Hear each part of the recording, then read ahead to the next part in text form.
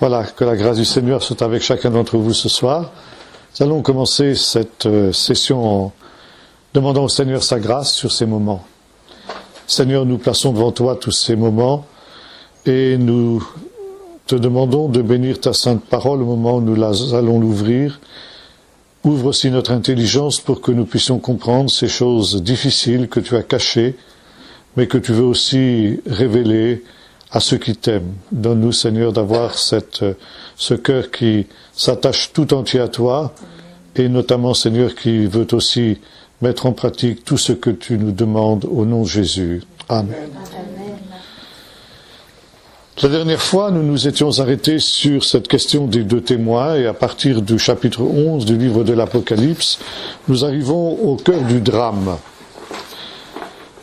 Ces événements que nous avons évoqués ensemble la dernière fois, c'est-à-dire le fait que le temple est profané, foulé aux pieds par les nations, pendant toute la durée du temps du témoignage de deux mystérieux témoins, et intervient juste avant le son du 6e chauffard.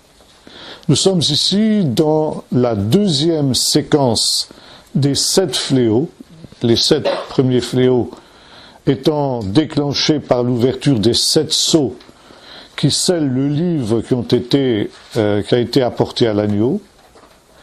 Et l'ouverture du 7e sceau provoque une deuxième série de fléaux annoncés par 7 chauffards. Là, il nous faut revenir aussi à une vieille tradition juive qui nous parle du sens symbolique des fêtes d'automne. Nous avons déjà vu que dans le livre de l'Apocalypse, il y a un certain nombre de fêtes bibliques qui sont évoquées. La plus importante d'entre elles est celle qui se célèbre justement ce jour-ci, c'est-à-dire ce lundi soir, où le peuple juif va fêter la fête de Pâques. Le livre de l'Apocalypse, nous l'avons vu déjà, est une réédition de la Pâque. C'est la deuxième Pâque, le deuxième Exode. Mais il y a aussi d'autres fêtes qui sont en filigrane dans le livre de l'Apocalypse. Il y en a deux en particulier. C'est la fête des chauffards, qui est aujourd'hui assimilé avec ce que l'on appelle le Rosh Hashanah, c'est-à-dire le Nouvel An juif, ce qui n'était pas le cas à l'époque de Jésus, donc à l'époque de l'Apocalypse. Et la deuxième, c'est la fête de Kippour. Ces deux fêtes sont en relation avec justement les sonneries du chauffard. Un mois avant ces fêtes, on commence déjà à sonner le chauffard. Le chauffard qui est un appel à la repentance et à la mise en ordre de la vie. Et lorsque intervient le premier jour du 7e mois, c'est-à-dire exactement le milieu de l'année, intervient justement cette fête que l'on appelle la fête des chauffards, où le peuple d'Israël est invité à se tourner vers Dieu, le chauffard étant à la fois un appel à se souvenir et un appel à se repentir. Il y a une vieille tradition qui déclare que le jugement dernier, la venue du Messie, aura lieu au moment du Rosh Hashanah, ça veut dire au moment de la fête des chauffards. Et le jour du Rosh Hashanah, le jour de la fête des chauffards, inaugure une série de 10 jours que l'on appelle les 10 jours terribles. 10 est aussi un chiffre symbolique, chiffre de jugement. 10 plaies vont s'abattre sur le pays d'Égypte comme image des jugements de Dieu. À l'une des églises de l'Apocalypse, le Seigneur déclare « Tu auras une tribulation de 10 jours ». Il est aussi question dans la Bible des 10 paroles, le décalogue, et non pas les 10 commandements, comme on le dit généralement, puisqu'il n'y en a que 9 de commandements. Il est plus juste de parler des 10 paroles ou du décalogue. Et ce décalogue, c'est la loi de Dieu. La loi de Dieu qui est sanctionné par un jugement si on viole cette loi. Par conséquent, ici, 10 jours terribles, 10 jours où chacun est invité à examiner sa vie et à mettre sa vie en règle devant Dieu. Et il doit le faire comme si il passait en jugement devant Dieu, comme il le fera au dernier jour. Chacun doit se considérer et se placer dans une situation où il répond à Dieu en disant « Seigneur, si tu me jugeais aujourd'hui, si aujourd'hui était ce jugement dernier, qu'en serait-il de moi ?» Et pendant ces 10 jours terribles, il y a une dernière occasion de se repentir qui est donnée à la communauté d'Israël. Le 10e jour de ce 7e mois, alors c'est le jour de Kippour, le jour des expiations. Ce jour-là, vous le savez, le grand prêtre entrait dans le temple avec le sang du bouc expiatoire et il faisait l'aspersion du sang de ce bouc à l'intérieur du lieu très saint. C'était le seul jour de l'année où il pénétrait au-delà du voile dans le lieu très saint. Et là, il répandait le sang sur le couvercle de l'arche d'alliance qui se trouvait dans le lieu très saint. Il y a en hébreu tout un jeu de mots justement sur le mot Kippour. Kippour signifie en hébreu expiation, mais ça signifie aussi le fait de recouvrir. Les kapers, c'est recouvrir. Parce que avec le sang du bouc expiatoire, le sang avec lequel il allait faire l'expiation, le grand prêtre recouvrait totalement le couvercle de l'arche, que l'on appelle aussi caporet. Voyez-vous, Kippour, caporet, c'est la même racine. Et en agissant de cette manière, le grand prêtre faisait la kapara, c'est-à-dire l'expiation. Ça veut dire il recouvrait le couvercle, c'est un peu paradoxal, avec le sang. C'est dire que dans le rituel de Kippour, il y avait un rôle central qui était occupé par l'arche.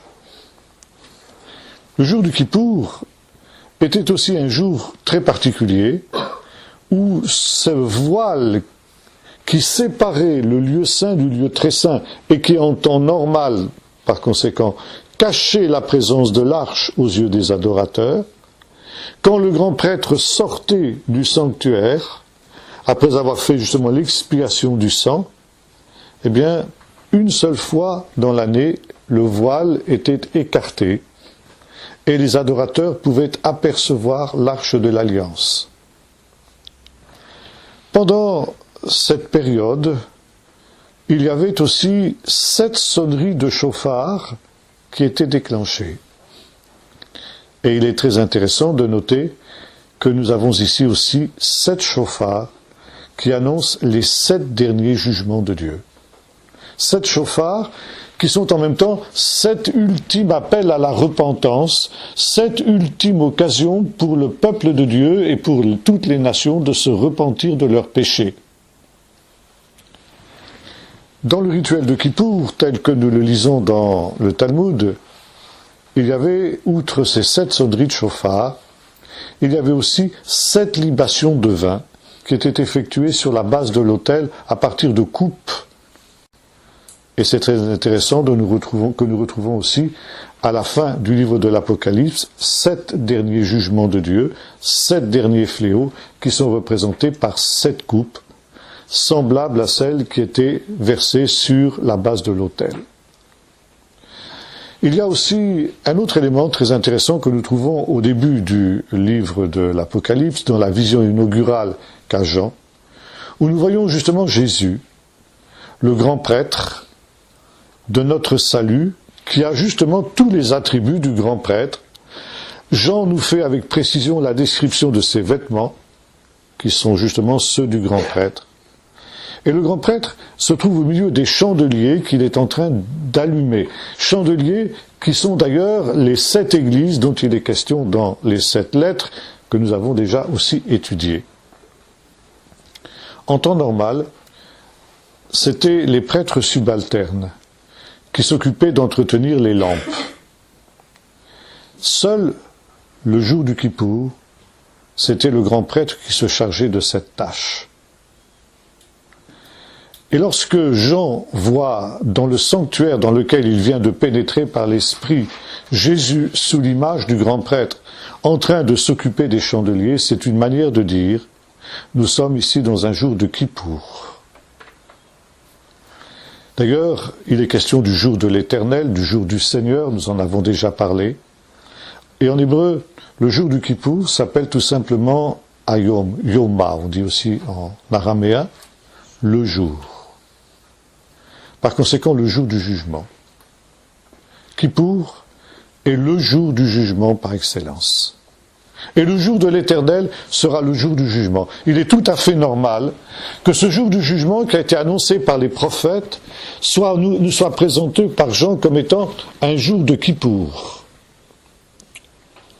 Il y a deux autres éléments aussi dans le livre de l'Apocalypse qui nous montrent que nous sommes dans le Kippour. Le premier, c'est qu'il est question du livre de vie. Cette expression du livre de vie, nous la retrouvons à plusieurs reprises dans le livre de l'Apocalypse. D'abord, dans l'une des lettres aux 7 églises, où le Seigneur déclare ceci, « À celui qui vaincra, je n'effacerai pas son nom du livre de vie. » Il est aussi question de ce livre de vie à la fin du livre de l'Apocalypse, quand il nous est dit que des livres furent ouverts au moment du jugement dernier, et parmi eux le livre de vie. Quiconque ne fut pas trouvé inscrit dans le livre de vie fut jeté vivant dans le temps des feux et de soufre qui est la seconde mort. Et il est très intéressant de noter que pendant toute cette période des fêtes d'automne, notamment dans cette période des 10 jours terribles parce que ce sont des jours de jugement, où chacun doit se juger soi-même, parce que Dieu aussi le juge en quelque sorte, il y a cette tradition que pendant ces 10 jours terribles, Dieu ouvre le livre de vie dans le ciel. Et il pèse et il mesure les actions des hommes. L'idée de ce livre de vie, nous la trouvons déjà dans le chapitre 32 du livre de l'Exode, dans l'épisode du veau d'or. Après le péché du peuple d'Israël, Moïse se tient devant Dieu pour intercéder en faveur du peuple coupable, et il dit « Pardonne, Seigneur, le péché de ton peuple, et si tu ne veux pas pardonner, alors efface-moi, je te prie, du livre que tu as écrit. » Et le Seigneur répond « C'est celui qui a péché que j'effacerai de ce livre. » Donc il n'est pas question que j'accepte ce sacrifice en quelque sorte, que Moïse fait de sa propre personne et de son propre salut. Paul, dans l'Épître aux Romains, aura une attitude semblable. Au chapitre 9, au début du chapitre 9, quand il parle de son peuple d'Israël qui est dans l'ignorance au sujet de Jésus, il dit « J'éprouve une souffrance continuelle, une grande douleur pour mes frères qui sont israélites, et il cite tous les privilèges du peuple d'Israël. Et si c'était possible, déclare-t-il, je souhaiterais moi-même être anathème, c'est-à-dire en quelque sorte effacé de ce livre de vie, pour que mes frères puissent y paraître. » Mais Paul sait bien que ce n'est pas possible. Et la tradition juive a assimilé ce livre dont il est question dans cette intercession de Moïse avec le livre de vie. Et pendant toute cette période des 10 jours terribles, quand on rencontre quelqu'un dans la rue, on lui souhaite une bonne signature. C'est une manière de dire « puisse ton nom être écrit dans le livre de vie ». Et vous voyez ici, dans le texte que nous avons lu, et nous allons le reprendre maintenant le chapitre 11, au verset 15. Le 7e ange sonna du chauffard, et des voix fortes retentirent dans le ciel en disant « Le royaume du monde est passé à notre Seigneur et à son Messie, il régnera au siècle des siècles. » Les 24 anciens qui étaient assis devant Dieu sur leur trône tombèrent la face contre terre et adorèrent Dieu en disant « Nous te rendons grâce, Seigneur Dieu, Tout-Puissant qui est, qui était, d'avoir saisi ta grande puissance et d'avoir établi ton règne. » Les nations se sont irritées, ta colère est venue ainsi que le temps de juger les morts, de récompenser tes serviteurs, les prophètes, les saints et ceux qui craignent ton nom, les petits et les grands, et de détruire ceux qui détruisent la terre. Le temple de Dieu dans le ciel fut ouvert et l'arche de son alliance apparut dans son temple. Il y eut des éclairs, des voix, des tonnerres, un grand tremblement de terre et une forte grêle. 7 chauffards.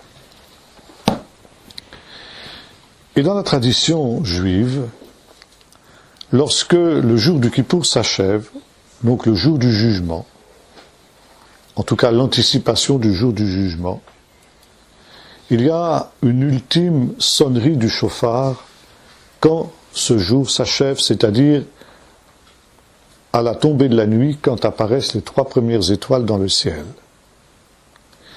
Et cette sonnerie du chauffard porte dans la tradition juive le nom de la Neila. Ça veut dire la fermeture, la clôture. C'est-à-dire que lorsque retentit le son du dernier chauffard, le temps de grâce est définitivement passé. Et ce qui est écrit dans les livres est maintenant irrémédiable. Ça veut dire qu'aussi longtemps que le dernier chauffard n'a pas retenti, on peut encore se repentir de son péché jusqu'à l'ultime seconde. Et à ce moment-là, on a encore une chance, une possibilité de voir son nom écrit dans le livre de vie. Mais lorsqu'a retenti le dernier chauffard, le destin de chacun est définitivement scellé. Les uns pour la vie et les autres pour la mort. Kippour est dans la tradition juive le temps où les destins se scellent. C'est pourquoi les sages d'Israël ont accordé une grande importance au fait que la guerre de 1973 a éclaté en plein jour de Kippour. Et la conclusion des sages était celle-ci: cette guerre est la guerre du jugement dernier. À partir de ce moment-là, Israël et les nations sont en route d'une manière irrémédiable vers les choses dernières, vers le jugement dernier. Le destin d'Israël et des nations est scellé définitivement parce que justement, ils ont profané ce jour de Kippour. Les nations ont profané le jour de Kippour, elles courent irrémédiablement, elles se précipitent vers leur propre jugement. Donc des destins qui sont scellés. Et là, nous voyons justement, après toute cette longue période où Jérusalem est foulée aux pieds par les nations, où les 2 témoins témoignent pendant toute cette période de la bonne nouvelle qui est en Jésus, nous voyons ce temps s'achever, ce temps que nous avons assimilé au temps des nations dont il est question dans le chapitre 21 de l'évangile de Luc, et alors retentit le 7e chauffard. Et là, une page est définitivement tournée. Les 24 anciens qui sont assis sur leur trône disent « Nous te rendons grâce, Seigneur Dieu Tout-Puissant, qui est, qui était ».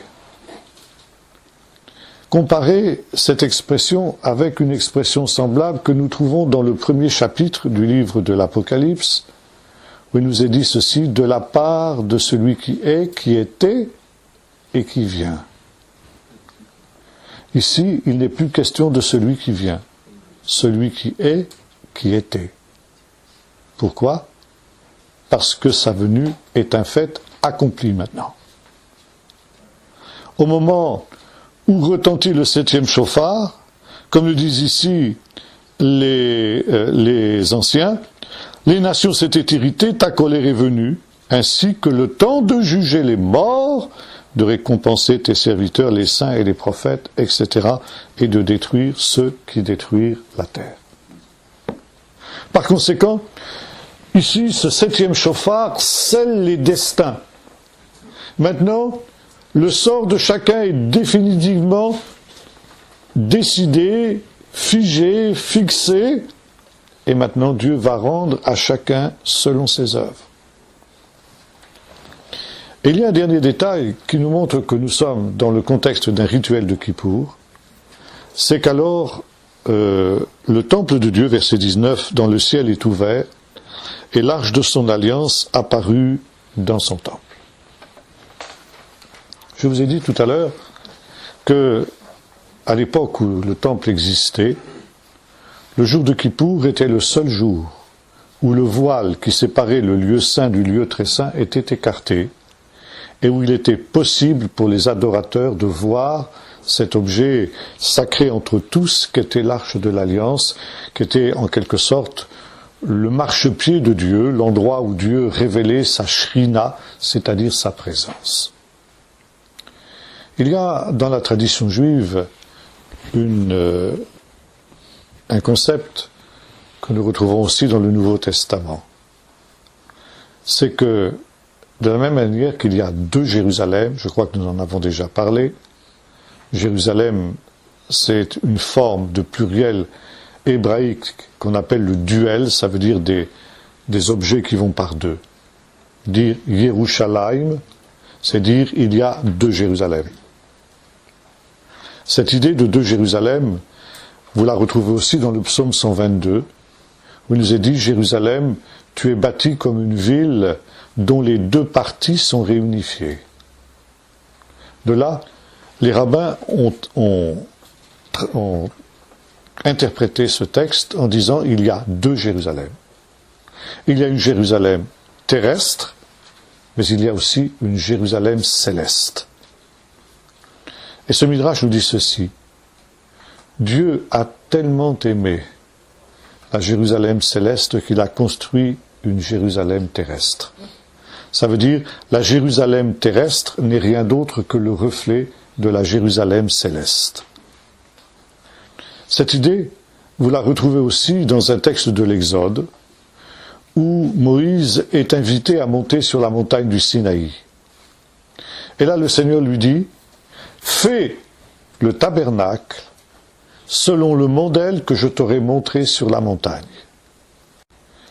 Et la tradition juive a interprété ce verset en disant, sur la montagne du Sinaï, le ciel s'est ouvert et Moïse a vu le temple céleste, il a vu le sanctuaire céleste. Parce que qu'est-ce qui fait le caractère de sainteté de Jérusalem, que ce soit la Jérusalem céleste ou que la Jérusalem terrestre, c'est la présence du temple.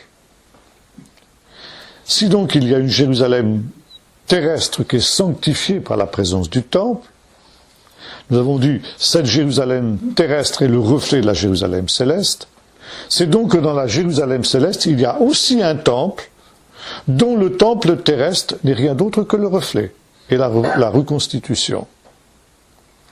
Fais selon le modèle que tu as vu sur la montagne. Moïse a vu ce temple céleste et il l'a reproduit sous la forme du tabernacle, qui était un temple portatif et qui deviendra ensuite un sanctuaire fixe, solide, quand Salomon va reconstruire le temple. Si vous comparez le temple tel que Salomon le construit, c'est tout simplement la réplique du tabernacle, si ce n'est que c'est en dur au lieu d'être en matériaux transportables. Donc il y a un temple terrestre et il y a un temple céleste. Et lorsque sonne le dernier chauffard comme à Kippour, de la même manière que le voile du temple était écarté pour que les adorateurs puissent voir l'arche d'alliance, eh bien, le voile qui recouvre le sanctuaire céleste et qui empêche les hommes de voir ce sanctuaire céleste est écarté et l'arche de l'alliance qui est dans le ciel devient visible. Maintenant, cette arche de l'alliance, c'est aussi un mystère. Parce que, à l'époque du deuxième temple, l'arche de l'alliance n'existait plus. Et le sanctuaire, qui était à Jérusalem, était un sanctuaire dans lequel, eh bien, le lieu très saint était vide. Et lorsque l'empereur romain Pompée est entré dans le sanctuaire, justement s'attendant à y trouver des richesses, il a été étonné de voir que c'était absolument vide. Qu'est devenu l'Arche de l'Alliance? Ça, c'est la grande question et le grand problème. Déjà, les sages se sont posé cette question. C'est intéressant de noter que, par exemple, sur l'arc de triomphe de Titus à Rome, on voit la reconstitution du triomphe de l'empereur. Vous savez, un général victorieux défilé dans Rome avec ses légions. C'était le seul moment d'ailleurs où les légions avaient le droit d'entrer à l'intérieur de l'enceinte de la ville de Rome.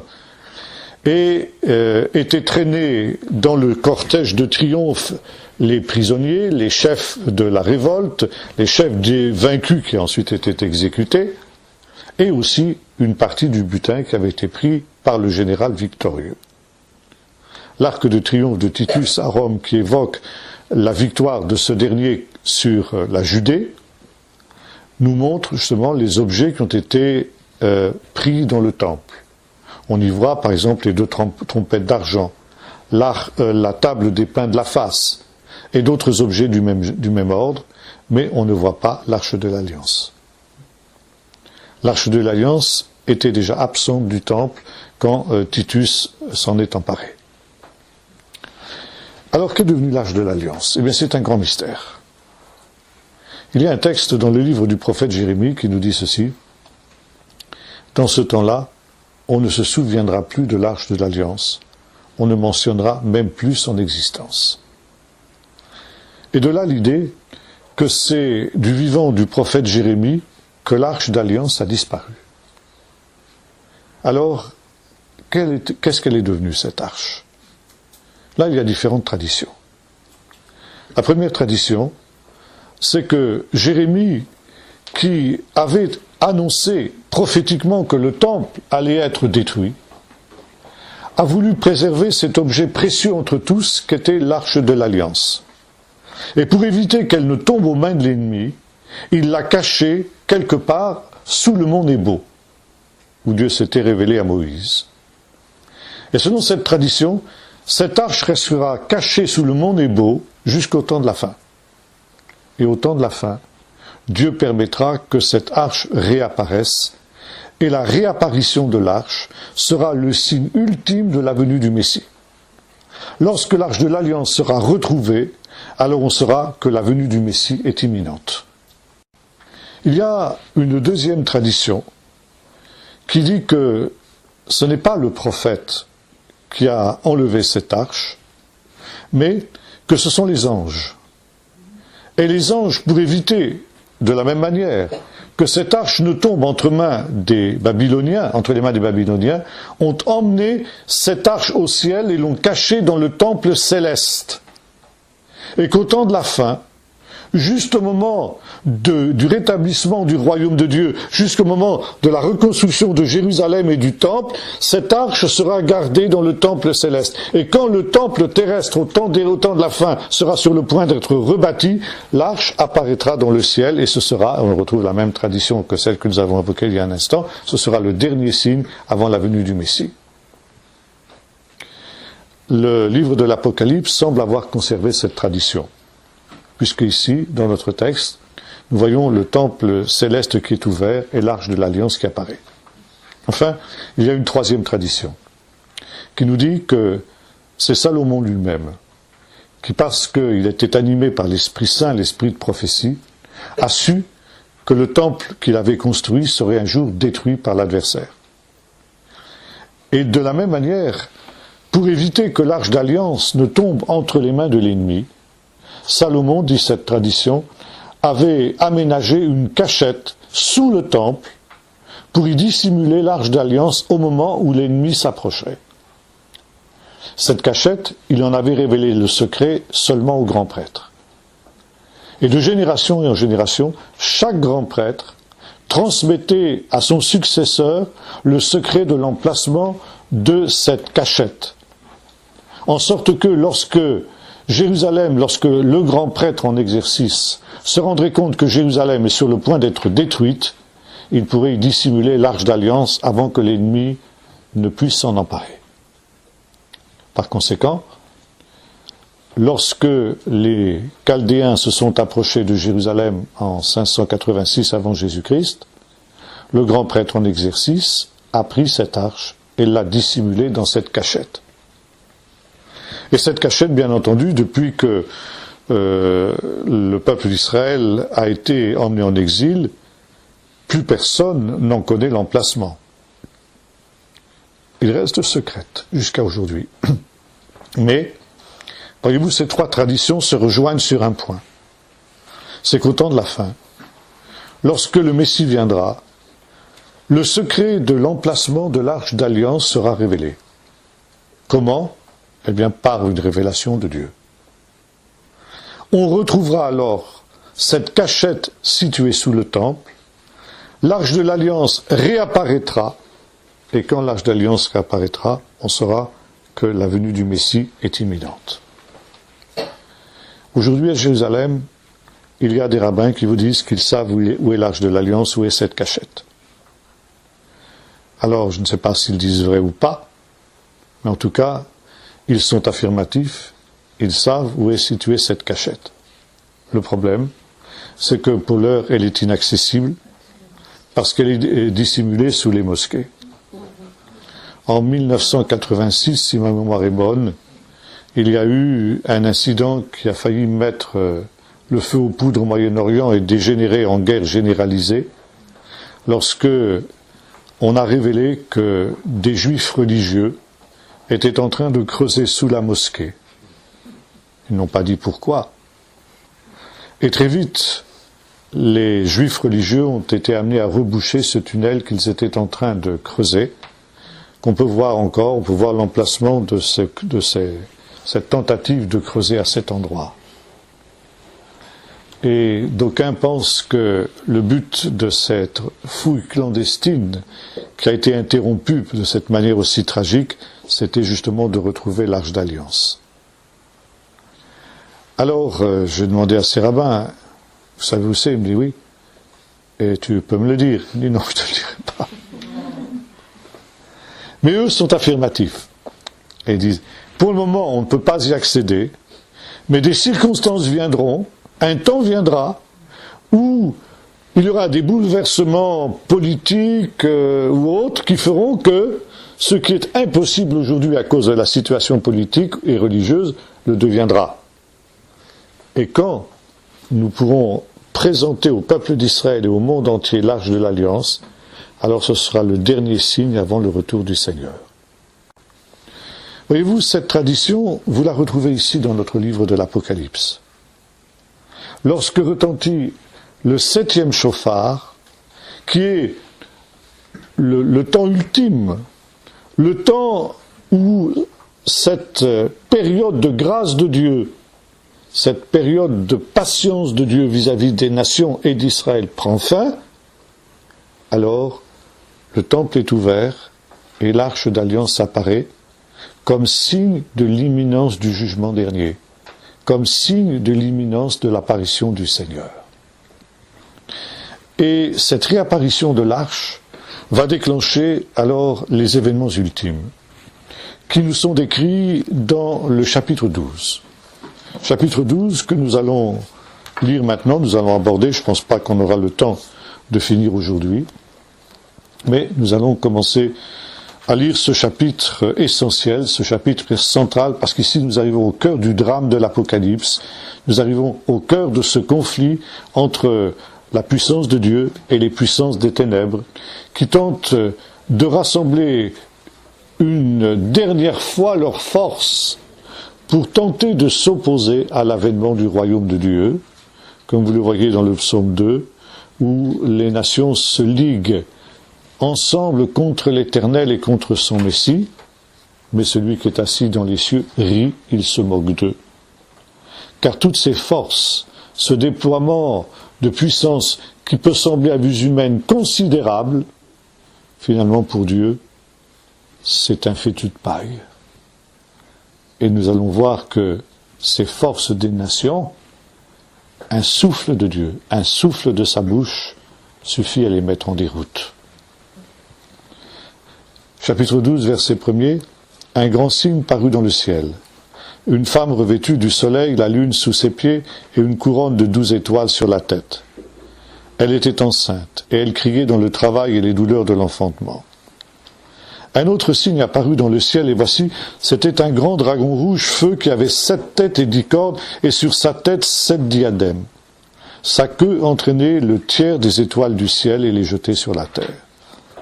Le dragon se tint debout devant la femme qu'elle allait enfanter, afin de dévorer son enfant dès qu'elle l'aurait enfanté. Elle enfanta un fils, un mâle, qui doit faire paître toutes les nations avec un sceptre de fer. Et son enfant fut enlevé vers Dieu et vers son trône. Et la femme s'enfuit au désert, où elle avait un lieu préparé par Dieu, afin d'y être nourrie pendant 1260 jours.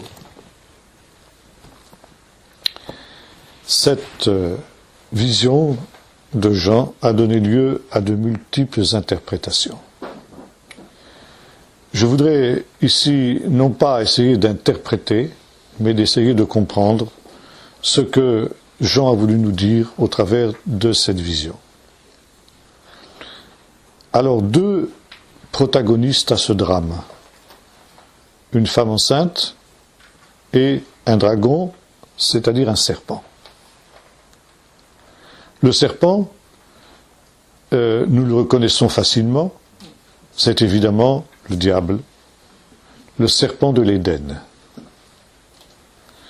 Et là, nous retrouvons une vieille prophétie que l'on trouve dans le chapitre 3 du livre de la Genèse, où, après le péché d'Adam et d'Ève, Dieu va justement prononcer un jugement sur les différents auteurs de ce drame.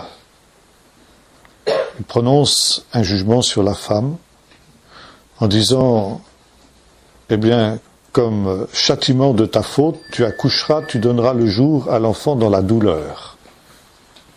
Et nous retrouvons cette idée, une femme enceinte qui est dans les douleurs de l'enfantement. Puis le Seigneur se tourne vers le serpent et lui dit, eh bien, je mettrai inimitié entre toi et la femme, entre ta postérité et sa postérité. Et voilà, il t'écrasera la tête et tu lui blesseras le talon.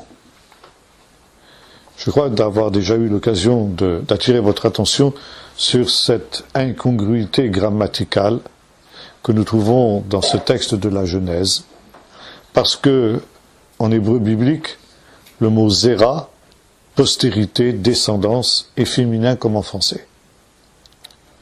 Par conséquent, on devrait trouver dans le texte biblique, je mettrai une inimitié entre ta postérité et sa postérité, elle, cette postérité, t'écrasera la tête et tu lui blesseras le talon. En hébreu, nous avons un pronom personnel masculin singulier. Il t'écrasera le talon. Et bien entendu, tous les traducteurs, il t'écrasera la tête et tu lui blesseras le talon. Et bien entendu, tous les traducteurs ont corrigé la faute de grammaire qu'a faite le Saint-Esprit. Et ils ont mis « elle t'écrasera le talon ». En fait, les sages d'Israël ont dit « pourquoi y a-t-il cette apparence d'une faute de grammaire ?» Parce qu'ici, il est question du fils de la femme. Et le fils de la femme, ce n'est pas simplement sa postérité au sens large, ça veut dire tous ceux qui vont descendre de la femme, l'humanité tout entière. Puisque justement, Adam donne à cette femme le nom de Chava, la vivifiante, ça veut dire celle qui donne la vie, parce que, nous dit le texte de la Genèse, elle est la mère de tous les vivants. Donc, sa postérité, si on avait mis « elle t'écrasera la tête », on dit « mais c'est la race humaine ». La descendance de la femme, c'est toute la race humaine qui va écraser la tête du serpent. Et justement, le Saint-Esprit n'a pas fait de faute. Il a bien voulu justement spécifier que ce qui écraserait la tête du serpent, c'est pas toute sa descendance, ça veut dire c'est pas toute l'humanité, mais c'est un individu. Parmi la descendance de la femme, un individu mâle, et nous retrouvons ici cette idée, elle enfanta un fils mâle, qui sera justement le Messie. Cette identité du Messie est clairement évoqué ici dans notre texte, puisque cet enfant, verset 5, est destiné à faire paître toutes les nations avec une verge de fer. Il y a une allusion ici au psaume 2, que nous avons évoqué tout à l'heure. Pourquoi ce tumulte parmi les nations? Pourquoi ces vaines pensées parmi les peuples? Et le Seigneur qui rit sur son trône, devant cette vaine colère des nations, dit à son Messie, tu les pèteras avec une verge de fer. Et selon la tradition juive, le psaume 2 est une description de la bataille finale, que nous appelons nous dans notre tradition la bataille d'Armageddon, et que les Juifs appellent la guerre de Gog et de Magog. Donc c'est la guerre finale. Donc ici, le fils mâle qu'enfante cette femme est bel et bien le Messie. Donc ici, deux des principaux personnages sont clairement identifiés, le serpent d'une part, et ensuite le Messie. Cette inimitié entre, cette guerre entre le serpent et le fils de la femme, c'est un des thèmes essentiels de toute la Bible. C'est un des thèmes essentiels notamment du livre des psaumes, qui évoque d'une manière prophétique, car tout le livre des psaumes est prophétique, comme le disait le professeur Klausner. Et le livre des psaumes, si vous le lisez attentivement, c'est le récit de la guerre entre les justes et les méchants. Entre le camp des justes et le camp des méchants. Ça veut dire, le péché, qui est introduit dans le monde par le premier couple, divise l'humanité en deux camps. Le camp des fils de la lumière et des fils des ténèbres, le camp des justes et le camp des méchants. Et au fur et à mesure que vous lisez le livre des psaumes, vous voyez apparaître deux champions de ces deux camps. D'un côté, l'adversaire, le Satan, et sa créature, que nous allons retrouver dans les versets suivants, que notre tradition chrétienne appelle l'Antichrist. Et de l'autre côté, le champion du camp de la lumière, eh bien, c'est le juste par excellence, c'est-à-dire le Messie. Le Messie qui apparaît déjà dans le psaume 2, dans le psaume 22, tu lui blesseras le talon. Mon Dieu, pourquoi m'as-tu abandonné? Donc nous retrouvons ici ce thème de cette guerre entre les deux champions de ces deux camps, le serpent et le Messie, qui sont opposés. D'ailleurs, en hébreu, ils ont la même gématria, ça veut dire le mot Mashiach, Messie, et le mot Nachash, le serpent, ont la même valeur numérique, 352. Donc il y a bien cette opposition entre ces deux personnages. Le fait que le fils de la femme soit le Messie est aussi évoqué par le fait que le diable cherche à le dévorer, ce que, évidemment, Satan a cherché à faire quand Jésus est venu sur la terre. Déjà, au moment de sa naissance, Hérode cherchait à le tuer. À plusieurs reprises, pendant le ministère de Jésus, ses adversaires ont essayé de porter la main sur lui. Et enfin, ça a été le drame de la croix. Mais, nous est-il dit ici, cet enfant est enlevé vers Dieu et vers son trône. C'est évidemment un rappel de cet événement que nous appelons l'Ascension, où s'accomplit le psaume 110. Le Seigneur s'assied à la droite de la majesté divine, selon qu'il est écrit, le Seigneur a dit à mon Seigneur, assieds-toi à ma droite jusqu'à ce que je fasse de tes ennemis ton marchepied.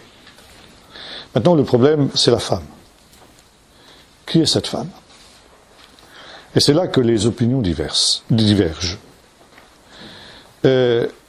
Une première interprétation qui pourrait venir assez facilement à l'esprit, c'est que, et ça c'est évidemment ce qui a été l'interprétation retenue par l'Église romaine en particulier, c'est que la femme en question n'est autre que la Vierge Marie, puisque la Vierge Marie est bien la femme qui a donné naissance à Jésus. Le fait que cette femme soit couronnée du soleil, de la lune et de 12 étoiles a donné naissance dans la tradition romaine à l'idée que Marie est la reine du ciel. Bon, je ne vais pas m'appesantir sur cette idée, simplement pour dire que dans le contexte dont il est question ici, cette interprétation n'est pas recevable. Parce qu'ensuite il nous est dit que cette femme s'enfuit dans un désert où un lieu est préparé pour elle, pour qu'elle y soit nourrie pendant 1260 jours. Ça ne correspond en rien avec quelques détails biographiques de la Vierge Marie. Ensuite, il nous est dit, un petit peu plus loin, qu'elle va recevoir aussi, elle va être l'objet de la haine du serpent, qui lance un fleuve derrière elle pour essayer de la noyer, et que pour que ce drame n'ait pas lieu, lui sont données les ailes du grand aigle pour qu'elle aille se réfugier dans son lieu. Verset, on va lire ça. Verset 13, quand le dragon vit qu'il avait été précipité sur la terre, il poursuivit la femme qui avait mis au fond au monde l'enfant mâle. Alors les deux ailes du grand aigle furent données à la femme pour s'envoler au désert, dans son lieu où elle est nourrie un temps, des temps et la moitié d'un temps, loin de la face du serpent. Verset 16, la terre secourut la femme, elle ouvrit sa bouche et engloutit le fleuve que le dragon avait lancé de sa gueule. Le dragon fut irrité contre la femme, il alla faire la guerre au reste de sa descendance, ceux qui gardent les commandements de Dieu et qui retiennent le témoignage de Jésus. Donc ici, le personnage de cette femme dépasse évidemment ce que nous pouvons savoir de la Vierge Marie. La deuxième interprétation est celle que nous trouvons privilégiée par les églises évangéliques en particulier, c'est que cette femme est l'Église. L'Église qui est l'objet de la haine du dragon, qui cherche à la dévorer par la persécution, et qui cherche ensuite à faire la guerre à ceux qui gardent les témoignages de Jésus, donc effectivement les chrétiens. On voit tout de suite que cette interprétation n'est pas non plus recevable, car l'Église n'a pas donné naissance au Messie. C'est au contraire le Messie qui a donné naissance à l'Église. Donc cette interprétation n'est pas recevable. Enfin, il y a une troisième interprétation que nous allons retenir, parce que c'est celle qui tombe sous le sens quand nous lisons ce texte. Cette femme, elle est couronnée, nous est-il dit, de la lune, du soleil et de 12 étoiles. Et ça nous renvoie à un texte du livre de la Genèse. Vous savez, derrière chaque texte du Nouveau Testament, il y a un texte de l'Écriture. Et en particulier dans le livre de l'Apocalypse, où l'Écriture est toujours présente. Par conséquent, il faut nous demander ici à quelle réalité de l'Écriture il est fait allusion ici. C'est l'histoire de la vision de Joseph, une des deux visions que Joseph avait eues quand il était jeune. Vous vous souvenez qu'il avait eu deux visions, deux songes. Un premier songe où il voyait 11 gerbes se prosterner autour de sa gerbe alors qu'il était en train de moissonner avec ses frères. Et ses frères lui disent, faudra-t-il que nous venions nous prosterner devant toi? Et ils le haïrent davantage à cause de cette vision. Quelque temps après, il a un deuxième rêve où il voit le soleil, la lune et 11 étoiles se prosterner devant lui. Et le père interprète le rêve en disant, faudra-t-il que moi, le soleil, ton père, ta mère, la lune, et tes frères, les 11 étoiles, venions nous prosterner devant toi. Les 11 étoiles, le soleil et la lune, représentent donc ici les ancêtres du peuple d'Israël. La femme est couronnée de ces réalités. C'est une manière pour Jean de nous dire, la femme dont il est question, c'est le peuple d'Israël. Le peuple d'Israël est bien en effet le peuple qui a donné naissance au Messie et qui a accompli ici tout ce qui a été écrit dans le texte que nous avons lu. Et lorsque le fils de la femme est enlevé au ciel, j'ai dit que le dragon, qui se rend compte que ce fils qu'il a cherché à dévorer est maintenant hors de sa portée, alors il se retourne contre la postérité de la femme et contre la femme elle-même. Et c'est contre cette femme qu'il va déclencher sa colère. Et là, évidemment, c'est quelque chose qui nous parle de la haine dont le peuple juif a été l'objet pendant toute cette longue période, qui correspond à celle pendant laquelle les Jérusalem a été foulé aux pieds dans le chapitre précédent, 1260 jours, 3 ans et demi, 42 mois, ce sont des chiffres qui se recoupent. Donc, durée de l'épreuve eschatologique, comme nous l'avons vu la dernière fois, pendant laquelle le sanctuaire de Jérusalem va être foulé aux pieds par les nations, pendant lequel les 2 témoins vont prophétiser, et pendant lequel la femme va être persécutée, ça veut dire le peuple d'Israël en exil va être persécuté. Cette femme persécutée se réfugie au désert. Le désert, c'est aussi l'image de l'exil. J'en ai longuement parlé dans un séminaire que j'ai fait dans la région de Lille, pendant ce week-end dernier, mais le désert représente l'exil. Jérusalem est dévastée, Jérusalem est rasée, et le peuple d'Israël part en exil. Cet exil est aussi un lieu de refuge, d'une certaine manière. Et le dragon va essayer de poursuivre la femme, le peuple d'Israël, dans son exil, et pour ce faire, il lance un fleuve derrière elle.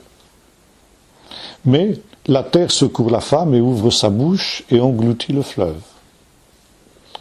Or, ici, c'est évidemment quelque chose qui nous parle du passage de la mer Rouge. Le Pharaon avait essayé de poursuivre le peuple d'Israël quand le peuple d'Israël, racheté de son esclavage, s'était réfugié dans le désert. Il avait poursuivi le peuple d'Israël et il avait été sur le point de l'atteindre lorsqu'il avait été englouti dans la mer Rouge, lui, ses chars et ses cavaliers. Nous avons vu que le thème du 2e Exode est aussi présent dans le livre de l'Apocalypse. Il est donc normal ici que nous retrouvions le même schéma.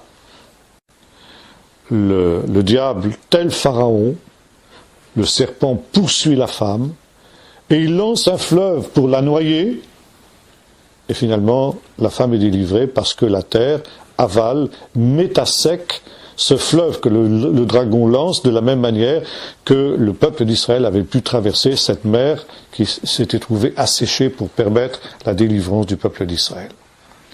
Dernier détail, il nous est dit que cette femme reçoit les ailes du grand aigle.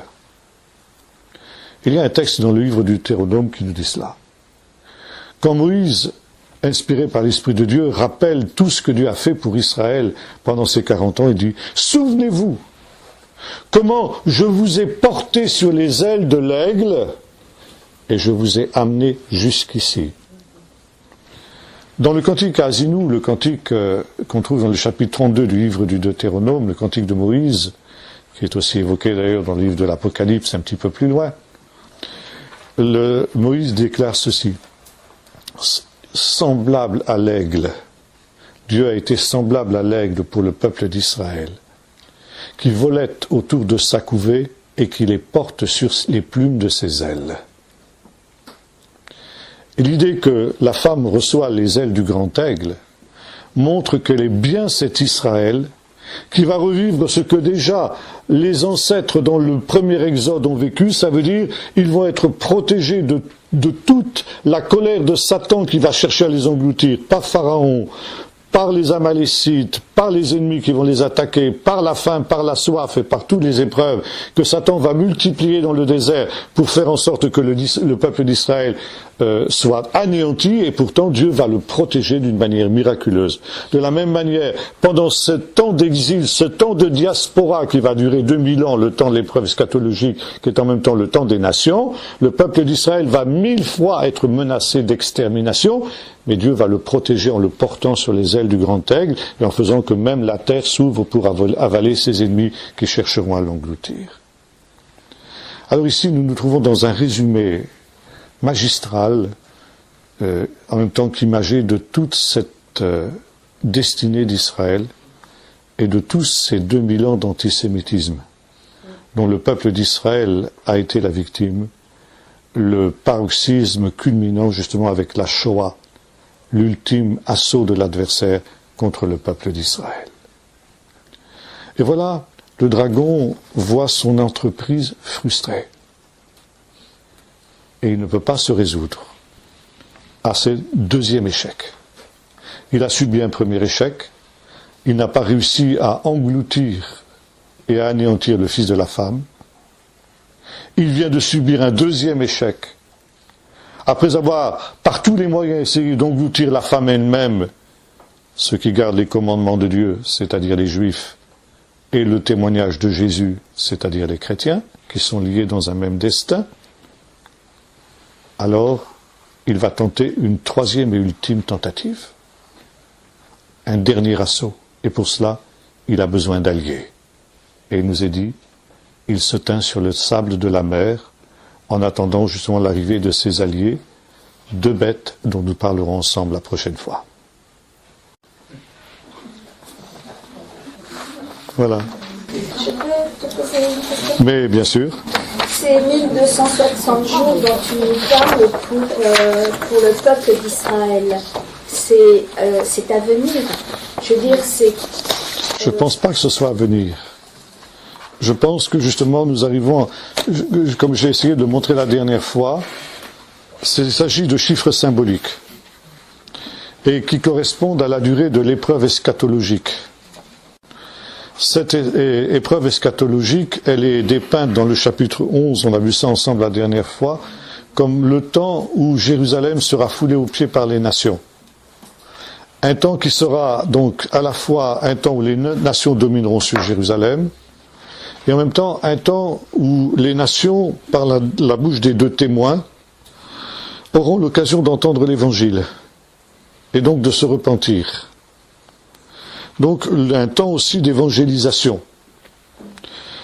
Et à la fin de ce temps, donc, quand arrive la plénitude des temps, alors le mystère de l'iniquité est pleinement manifesté. Et ce mystère d'iniquité qui a commencé ici avec l'apparition de Jésus et la tentative qu'a faite le diable pour le dévorer à la croix, etc., tout ce que j'évoquais tout à l'heure, eh bien, maintenant va se manifester en ceci que le diable va essayer un ultime assaut en s'aidant justement de la bête, c'est-à-dire de l'antichrist et du faux prophète, pour essayer justement d'empêcher l'avènement du règne de Dieu. Mais c'est justement dans le temps de la fin, c'est après toute cette longue épreuve-là. Donc si on veut parler comme ça, ces 1260 jours sont derrière nous maintenant. Nous sommes à la veille justement de cette ultime épreuve. Donc le peuple d'Israël ne va pas encore partir vers le désert. Ah non, là c'est la fin de cet exil au contraire. Pardon ? Pas de deuxième exode. Si, c'est le deuxième exode, parce qu'il y a eu l'exode d'Égypte. Oui. Maintenant c'est le deuxième exode, ça veut dire l'exode de toutes les nations.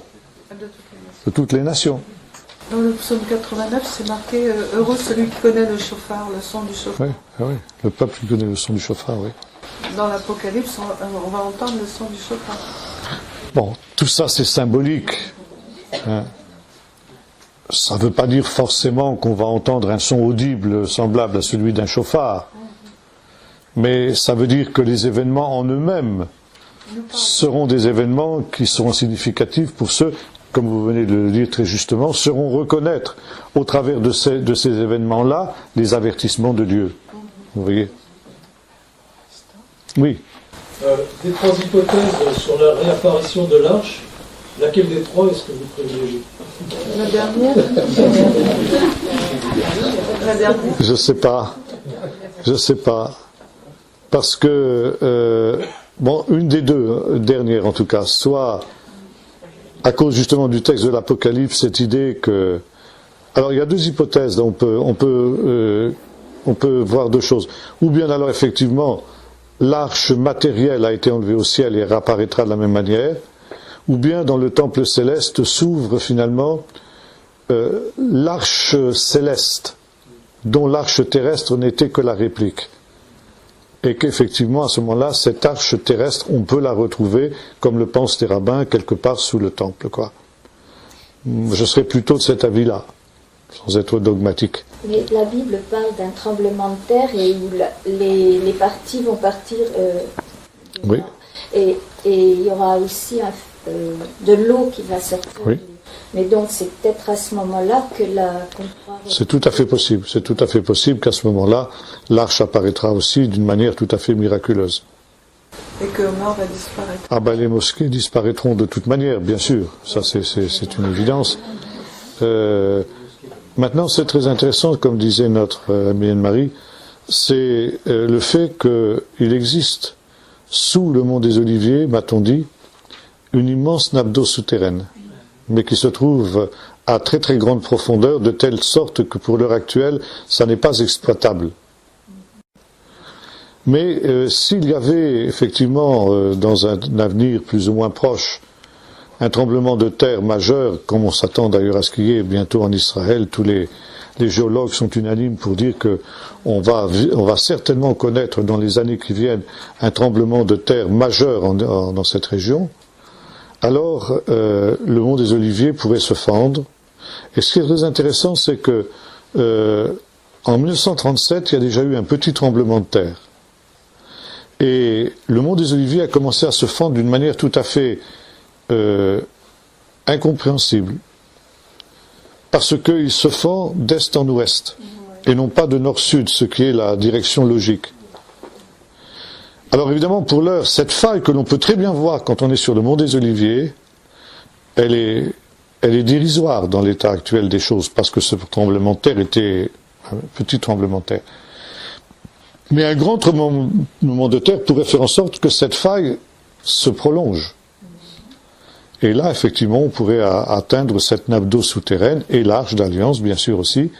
Donc, bouleversement aussi des mosquées, parce que selon la même prophétie, la montagne du Temple, qui est actuellement en contrebas par rapport à la chaîne du mont des Oliviers, doit s'élever au-dessus du mont des Oliviers.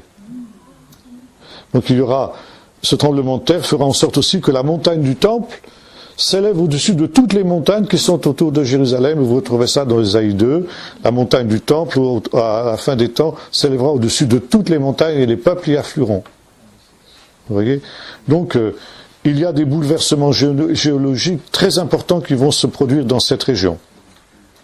Et alors, effectivement, à ce moment-là, un torrent sortira du Temple, suivant cette faille, donc, d'ouest en est, donc descendra vers la mer Morte, fertilisera le désert de Juda et fera de la mer Morte un lac poissonneux, comme c'est écrit dans d'autres prophéties, notamment les prophéties d'Ézéchiel.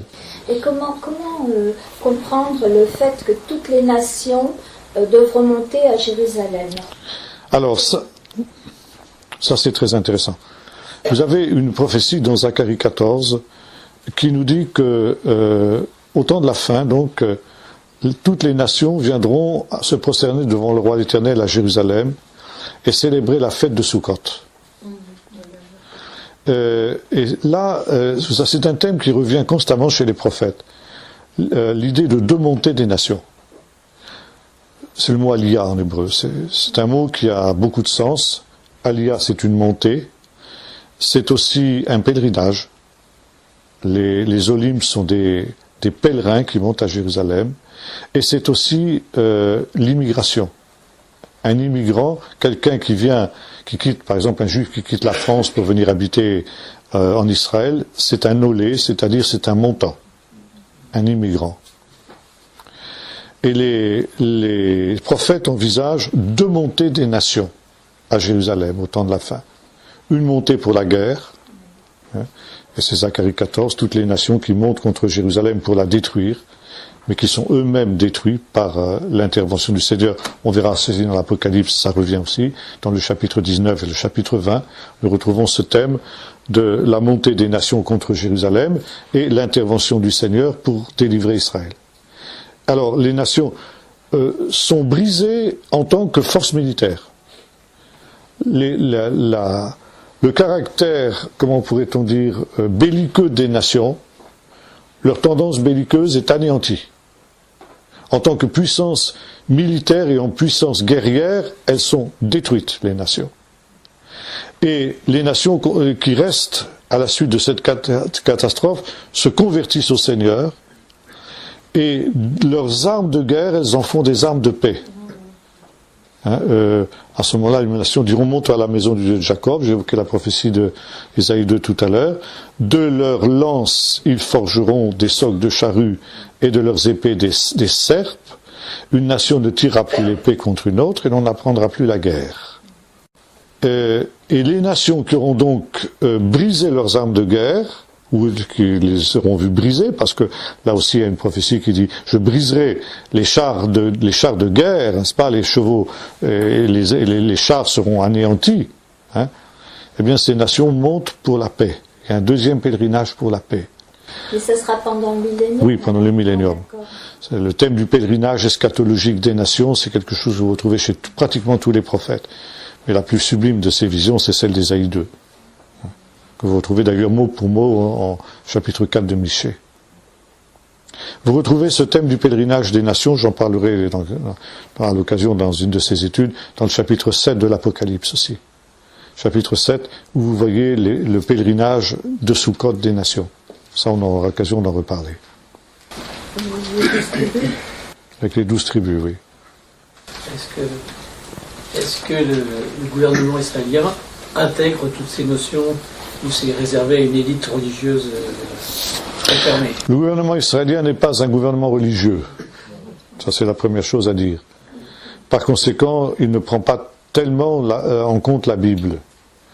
Mais disons, le gouvernement israélien, qui est un gouvernement réaliste et pragmatique, prend en compte le fait que actuellement toutes les nations sont en train de se dresser contre Israël.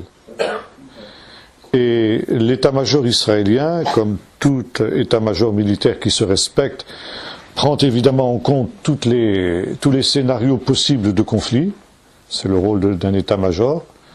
Et parmi justement les plans qui sont ceux de l'état-major israélien, je sais de bonne source qu'il y a le scénario d'une attaque des nations contre Israël. Une attaque des nations qui est une attaque de type Kosovo. Le gouvernement israélien a été très impressionné par la guerre du Kosovo, c'était en 1996-97, je sais exactement, où l'ONU a décrété une espèce de croisade, si on peut parler de croisade dans ce cas-là, contre la Serbie, pour que la Serbie rétrocède aux musulmans le Kosovo, qui était une de ses provinces. Et toutes les nations, donc, ça ne veut pas dire qu'il y avait des contingents militaires de toutes les nations, bien sûr, mais disons que la guerre s'est faite sous l'égide des Nations Unies, et les différents contingents des armées qui composaient cette force de l'ONU représentaient en quelque sorte toutes les nations du monde. Et le Premier ministre de l'époque, qui était M. Ariel Sharon, a été très impressionné par cette affaire. Et sa grande crainte a été justement que Yasser Arafat, qui lui aussi avait compris la leçon, ne réussisse à mobiliser l'ONU dans une nouvelle croisade contre Israël, une croisade de type Kosovo. Et depuis ce temps-là, eh bien, un des scénarios possibles, justement, auquel l'armée d'Israël doit faire face, c'est cette idée, justement, d'une attaque de ce type-là. Et ça ressurgit à l'heure actuelle avec tous les événements que connaît le Moyen-Orient aujourd'hui, où Israël est complètement entouré par ses adversaires, où toutes les nations sont contre lui, y compris son seul allié, les États-Unis, qui l'ont lâché. Donc cette idée, et les journaux en parlent, on commence à parler de ça dans les journaux. Il y avait un éditorial dans un journal il y a derniers temps qui portait ce titre, qu'ils y viennent. C'est-à-dire, l'éditorial disait ceci, les nations réclament Jérusalem, elles veulent que nous rétrocédions Jérusalem, qu'elles viennent le prendre. Qu'elles viennent le prendre dans une expédition militaire, nous les attendons de pied ferme. C'était en gros l'idée. Mais il y aura, d'après la description de ce qui se passe, ça sera une guerre nucléaire. Ce sera une guerre nucléaire. Ouais. Absolument. D'ailleurs, les Israéliens n'en font pas mystère. Ils ne font pas mystère que s'ils se trouvent en difficulté, ils n'hésiteront pas un seul instant à employer leurs armes nucléaires. Ils ont eu beaucoup d'abris. Non. Malheureusement, non. Non, pas vraiment des abris atomiques en tout cas.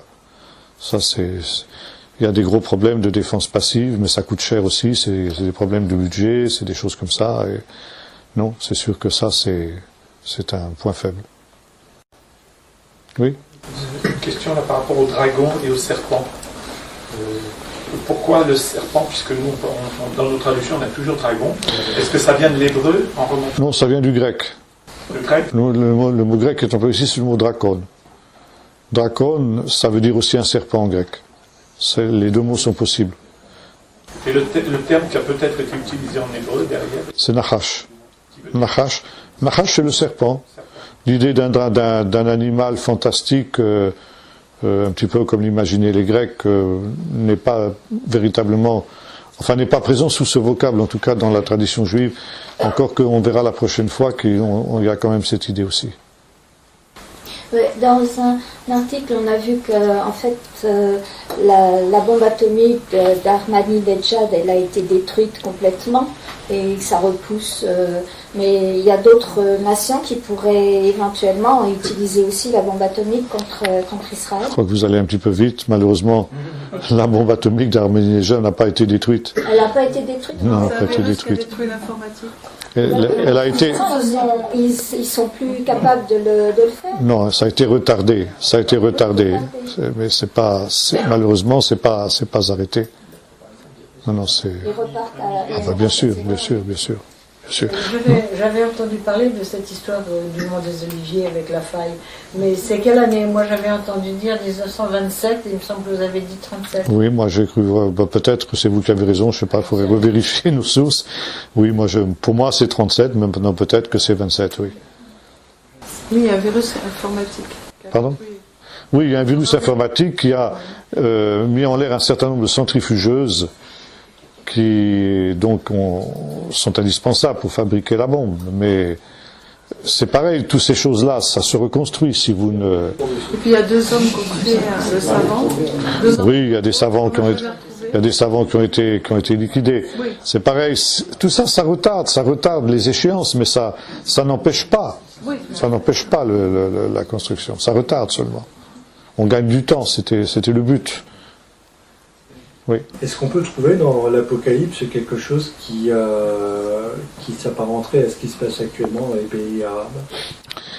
Vous avez un texte dans l'Apocalypse où il est question de 3 esprits impurs, semblables à des grenouilles, qui vont vers les rois de la terre pour les rassembler pour le combat du grand jour de l'Éternel.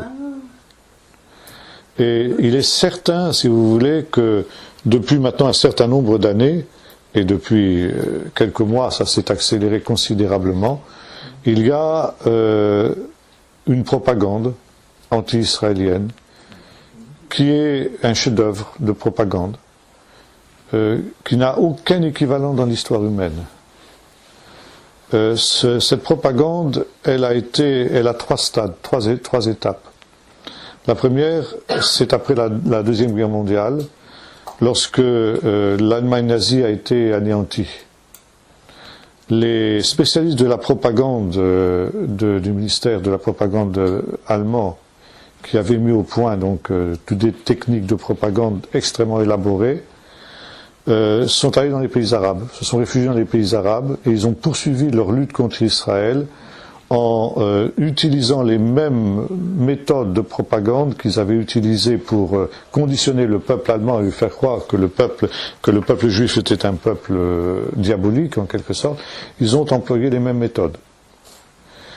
Et un certain nombre de ces spécialistes de la propagande ont été récupérés par les soviétiques après la Deuxième Guerre mondiale et ont été réutilisés pour créer le département de ce que les soviétiques appelaient l'agitprop, agitation et propagande. Et les soviétiques ont amélioré, ont affiné les méthodes de propagande nazie. Et à partir de 1967, ils ont employé ces méthodes de propagande pour diaboliser Israël. Et après donc la guerre du Kosovo, on en parlait tout à l'heure, c'était une 3e étape. Là, justement, Arafat a cherché, au moyen justement avec l'aide de ces propagandistes, non seulement soviétiques, mais aussi occidentaux à ce moment-là, d'internationaliser le conflit israélo-arabe, qui était resté jusqu'alors un conflit régional. Il en a fait un conflit mondial. Et aujourd'hui, il y a une diabolisation non seulement de la nation d'Israël, mais du peuple juif dans son ensemble, de telle manière, vous vous souvenez de la fameuse conférence de Durban qui a suivi l'affaire du Kosovo, en 1999, où en Afrique, on distribuait des badges, un juif, une balle, à des peuples africains qui n'avaient jamais eu de contact avec les juifs, et au sein desquels on est en train de créer un antisémitisme qui n'a jamais existé dans leur culture. Vous retrouvez ça maintenant un peu partout dans le monde entier, en Amérique du Sud, au Japon, un pays où il n'y avait jamais eu de juifs. Vous avez un antisémitisme incroyable, comme suite justement de cette propagande. D'ailleurs, peut-être ceci explique d'ailleurs ce qui s'est passé. Bon, ça, je ne serai pas affirmatif à 100%, mais enfin voilà, on peut faire le constat. Ça, c'est le résultat de cette propagande. 3 esprits impurs qui vont vers les rois de la terre pour les rassembler, parce que finalement, Hitler avait compris que pour que le peuple allemand et les peuples européens, pas seulement le peuple allemand, mais les peuples d'Europe, acceptent la Shoah, l'extermination des Juifs, il fallait leur donner des raisons. Donc il fallait diaboliser le peuple juif. Et il y a eu, avant la Shoah, il y a eu toute une propagande qui a diabolisé les Juifs, non seulement aux yeux des Allemands, mais également des autres peuples européens, y compris des Français. Il y avait des expositions ambulantes qui passaient de lieu en lieu pour montrer comment les Juifs étaient ceux qui avaient trahi la France. Si la France avait perdu la guerre, c'était parce que les Juifs avaient poignardé dans le dos, etc. Enfin, c'était tout le thème qui avait été repris par Pétain et ensuite le gouvernement de Vichy. Mais ça venait d'Allemagne directement, vous comprenez. Et à cause de cela, les peuples européens ont accepté sans sourciller l'extermination des Juifs. Aujourd'hui, on voit le même phénomène se mettre en place, si ce n'est que maintenant, c'est pas seulement européen, c'est mondial. Vous voyez ? Donc ici, ça correspond à ce que, effectivement. Oui. Justement, est-ce que vous avez remarqué que quand les premiers pays qui ont reconnu l'État palestinien, donc le Brésil et l'Argentine, juste après qu'il l'ait fait, il y a eu un tremblement de terre en Argentine et il y a eu des désastres effroyables au Brésil. Oui, oui. Oui, non mais c'est sûr. Hein. Et je me suis demandé, est-ce qu'en Israël ça a été perçu ça ? Non, parce qu'on évite trop de faire ce rapprochement-là, et d'ailleurs il faut être assez prudent pour le faire. C'est pas impossible, hein. Mais disons que il faut faire très attention quand même. Oui, on peut pas conclure. Mais enfin, par contre, ce qui est intéressant, c'est que ces 2 pays, Brésil et Argentine, sont des pays où les anciens nazis ont été accueillis à bras ouverts après la Deuxième Guerre mondiale et par conséquent ont pu travailler à cette propagande dont on parlait tout à l'heure. Au moins auprès des élites. Oui, mais même auprès du peuple. S'il vous plaît, les 3 esprits impurs, ce sont des hommes ? Non, c'est des esprits de démons, nous est-il dit ici. Dans la Bible nous dit que ce sont des esprits de démons qui vont vers les rois. Ce sont des hommes animés par... Pas forcément des hommes, des esprits. À quoi ça correspond ? Pourquoi 3 ? Pourquoi des grenouilles ? Grenouilles sûrement à cause des plaies d'Égypte. Oui. Hein ? À cause Des plaies d'Égypte. Une des plaies d'Égypte, c'était les grenouilles, vous vous souvenez ? Et comme je vous l'ai montré, il y a un parallèle entre les plaies qui s'abattent sur les hommes et puis les plaies d'Égypte. Donc ici on retrouve les sauterelles et on retrouve les grenouilles. Bien, une dernière question, puis on va s'en tenir à ça. on a retrouvé la mer Rouge. On retrouve la mer Rouge, on l'a vu il y a un instant, l'Exode, oui. Une dernière alors. L'Arche de l'Alliance, je crois que c'est Choranki qui traduit ça par le coffre. Le coffre, oui. Parce que en quoi c'est une arche? Il n'y a pas de forme d'arche, vraiment. Non, c'est vrai. Arche, c'est un mot qui n'est pas très heureux en français parce qu'on ne voit pas très bien à quoi ça correspond. Et le mot hébreu, c'est Aaron. Aaron, c'est effectivement un coffre. Là, Chouraki a raison de traduire par coffre parce que c'est le sens du mot. C'est le même mot que pour l'arche de Noé. Hein. C'est pas tout à fait le même mot d'ailleurs. En hébreu, pour l'arche de Noé, c'est Tevat Noach. Teva, c'est une caisse. C'est une caisse, un coffre, c'est pratiquement 2 mots qui sont synonymes, quoi. Ah oui, donc ça serait arche au sens d'un bateau. Non, un coffre. Un coffre. Parce que, en fin de compte, non. Parce que finalement, l'arche de Noé, quand vous la reconstituez, c'est un coffre aussi. C'est un parallélépipède. C'est un parallélépipède et c'est pas du tout comme on le représente. Vous savez, dans les jeux, les magasins de jouets d'enfants, vous avez l'Arche de Noé avec un bateau, avec une étrave, etc. C'est pas du tout ça, non. C'est un coffre, c'est un parallélépipède, un énorme parallélépipède qui flottait, quoi. Il n'avait pas d'étrave parce que finalement il n'avait nulle part à aller. Sa seule fonction, c'était de flotter.